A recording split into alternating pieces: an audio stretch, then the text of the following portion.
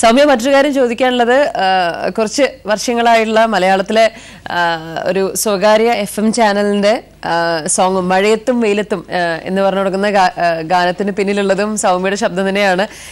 ദിവസവും ഒരുപാട് തവണ കേൾക്കാൻ അവസരമുള്ള ഒരു പാട്ടും കൂടിയാണ്. കാര്യം FM-ന്റെ തന്നെ പാട്ടാവുമ്പോഴത്തേക്കും അവർ പലതവണ അത് പ്ലേ ചെയ്യാറുമുണ്ട്. കേരളത്തിലാകെ പോപ്പുലർ ആയിട്ടുള്ള ഒരു സോങ് ആണ്. അപ്പോൾ FM-ൽ ഇത് വീണ്ടും വീണ്ടും കേൾക്കുമ്പോൾ എന്താണ് തോന്നാറുള്ളത്?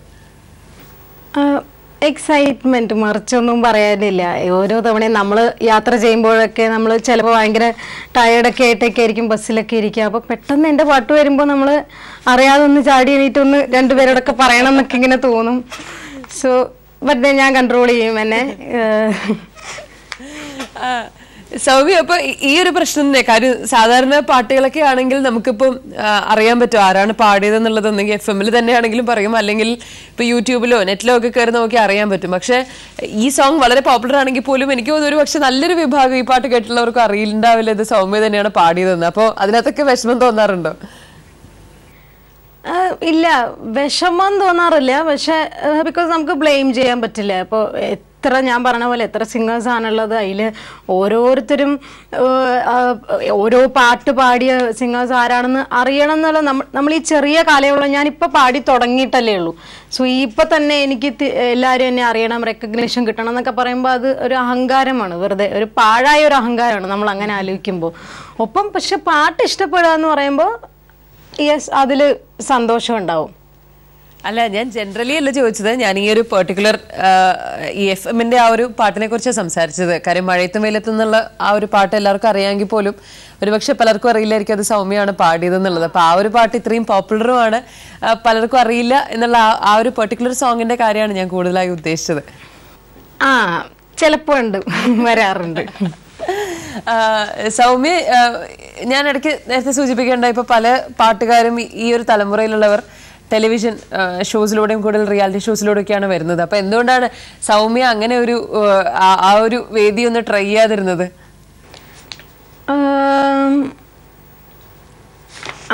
എന്തോ ടൈമിൻ്റെ ഒരു പ്രോബ്ലം. ഞാൻ എൻ്റെ കരിയർ പ്ലാൻ ചെയ്തത് അങ്ങനെയായിരുന്നില്ല. എൻ്റെ ഡിഗ്രി കഴിഞ്ഞതിൻ്റെ ഒപ്പം തന്നെ ഞാൻ കുറച്ച് നാൾ വർക്ക് ചെയ്തു.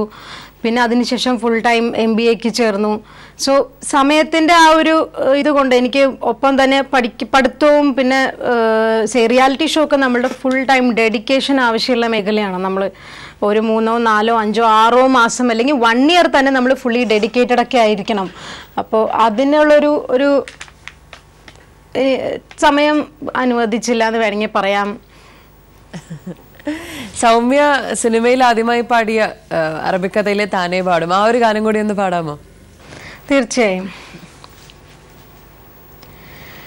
താനേ പാടും വീണേ നിൻ സിരകളെ തഴുകണതാരുടെ വിരലിന്ന് പറയൂ, നീ പറയൂ, പാട്ടായി കൂട്ടായി കൂടാൻ നിൻ മനം എന്നെ മധുരമായി വിളിക്കും, നീ തനുരാഗം പറയാൻ ശ്രുതി സാന്ദ്രം.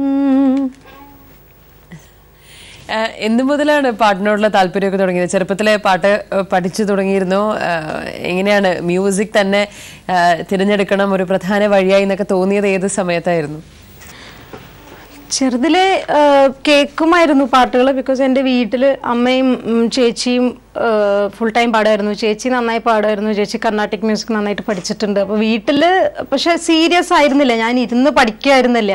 ഒരു കുറച്ച് നാളൊരു 10th standard ഒക്കെ ആയതിന് ശേഷമാണ് ഞാൻ ഫുള്ളി ഇരുന്ന് പഠിക്കണം എന്നൊക്കെ തീരുമാനിച്ച, അല്ലെങ്കിൽ ഇരുന്ന് തുടങ്ങിയത് പാട്ട് പഠിക്കാൻ വേണ്ടിയിട്ട്. സോ 10th, 11th, 12th ഒക്കെ കഴിഞ്ഞപ്പോൾ ജിംഗിൾസ് പാടുണ്ടായിരുന്നു. ആൻഡ് ഫുൾ ഫ്ലെഡ്ജ്ഡ് ആയിട്ട് ഗ്രാജുവേഷൻ ടൈമിലായിരുന്നു ഞാൻ തീരുമാനിച്ചത് പാടണം, പാട്ട് പഠിക്കണം എന്ന് എപ്പോഴും ഉണ്ട് ആഗ്രഹം. പക്ഷേ അതിനൊരു കൂടുതലൊരു ഇൻട്രസ്റ്റും താല്പര്യവും വന്നത് ദാറ്റ് ഈസ് ആഫ്റ്റർ ഗ്രാജുവേഷൻ ടൈമിൽ. ആദ്യത്തെ സ്റ്റുഡിയോ അനുഭവം എങ്ങനെയായിരുന്നു? സ്റ്റുഡിയോയിൽ ആദ്യമായി പോയതും മൈക്കിന് മുമ്പ് നിന്നതും, അങ്ങനെ ആ ഒരു പാട്ട് റെക്കോർഡ് ചെയ്യുമ്പോൾ എന്തായാലും ആദ്യത്തേന്ന് പറയുമ്പോൾ ചിലപ്പോൾ ഒരു പക്ഷേ ടെൻഷൻ ഉണ്ടായിരുന്നിരിക്കും. അപ്പോൾ ആ ഒരു ദിവസം അല്ലെങ്കിൽ ആ ഒരു കുറച്ച് സമയം എങ്ങനെ ഓർത്തെടുക്കാൻ ആഗ്രഹിക്കുന്നു? First experience was very pathetic. ഒരു ഒറ്റ വരി ഉണ്ടായിരുന്നുള്ളൂ പാടാൻ, ഒരു പ്രോഡക്റ്റിൻ്റെ ഒരു വരി. ഒരു ജസ്റ്റ് ആ പ്രൊഡക്റ്റിൻ്റെ പേര് പറഞ്ഞാൽ മതി, പിന്നെ ഒരു ഹമ്മിങ്. അത് ഞാൻ കുറേ നേരം എടുത്തു. ഈ പറയണ പോലെ ടെൻഷൻ ഉണ്ടായത് കൊണ്ട് ഇപ്പം മ്യൂസിക് ഡയറക്ടർ ഇപ്പോൾ ബിജി സാറായിരുന്നു എന്നെ പഠിച്ച സാർ, അപ്പുറത്തുനിന്ന് തരണ ഇൻസ്ട്രക്ഷൻസ് ഒന്നും കേൾക്കണ്ടായിരുന്നില്ല. ഞാനൊരു ട്യൂൺ എൻ്റെ മനസ്സിൽ എന്തോ കേട്ടിട്ട് വരുന്നുണ്ട്, അത് തന്നെ ഇങ്ങനെ റിപ്പീറ്റ് ചെയ്തുകൊണ്ടിരിക്കുക. പിന്നെ അൺഎക്സ്പെക്റ്റഡ്ലി എല്ലാവർക്കും മതിയായി, റെക്കോർഡ് ചെയ്ത ആൾക്കും മതിയായി, പഠിപ്പിച്ചു തന്ന സാറിനും മതിയായി, എനിക്കും മതിയായി. അപ്പം അമ്മ അപ്പുറത്തിരിക്കുന്നുണ്ട്, അമ്മയ്ക്കും ഭ്രാന്തായി, എല്ലാവർക്കും വട്ടാവുണ്ട്. അങ്ങനെ ഇരുന്ന ടൈമിൽ വെറുതെ പാടിയപ്പോൾ ഒന്ന് കിട്ടണമെങ്കിൽ വരട്ടെ എന്ന് പറഞ്ഞിട്ട് പാടുമ്പോൾ ഞാൻ അറിയാതെ ഒരു പ്ലാൻ വന്നു. ഐ മീൻ ആ ഒരു ട്യൂൺ കറക്റ്റായിട്ട് വന്നു. അതായിരുന്നു എൻ്റെ ഫസ്റ്റ് എക്സ്പീരിയൻസ്. ഞാൻ പോലും അറിയാതെ കറക്റ്റായി വന്നു. ഒഴിമുറിയിലെ പാട്ടും ആ ചിത്രം ഒരു ഗൗരവമുള്ള സിനിമയായിരുന്നു. ഇപ്പോൾ കമേഴ്ഷ്യലി അത് എത്രത്തോളം സക്സസ് ആയി എന്നുള്ള കാര്യത്തിലും സംശയമുണ്ട്. പക്ഷെ എന്നിരുന്നാൽ പോലും പാട്ട് നമ്മൾ ഒരുപാട് പ്രാവശ്യം ദിവസവും ഒക്കെ ടി വിയിൽ ഒക്കെ വന്നുകൊണ്ടിരുന്ന, ടി വിയിൽ മാത്രമല്ല FM-ലൊക്കെ വന്നുകൊണ്ടിരുന്ന സോങ്ങാണ്. അപ്പോൾ ഒഴിമുറിയിലെ ആ ഒരു പാട്ടിനെ കുറിച്ചും ആ പാട്ടിനെ കുറിച്ചൊന്ന് സംസാരിക്കാമോ? അതോടൊപ്പം തന്നെ ആ പാട്ടും ഒരു 4 വരി പാടാമോ?